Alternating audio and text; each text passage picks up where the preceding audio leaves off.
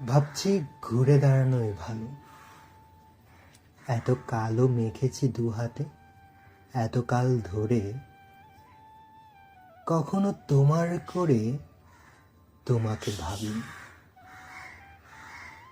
এখন খাদের পাশে রাত্রিরে দাঁড়ালে চাঁদ ডাকে, আয় আয় আয়। এখন গঙ্গার তীরে ঘুমন্ত দাঁড়ালে চিতা কাঠ ডাকে, আয় আয় আয়। যেতে পারি, যে কোনো দিকেই আমি চলে যেতে পারি, কিন্তু কেন যাব? সন্তানের মুখ ধরে একটি চুমু খাব।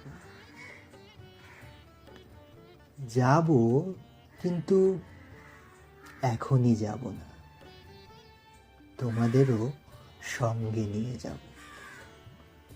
একাকী যাব না অসময়ে,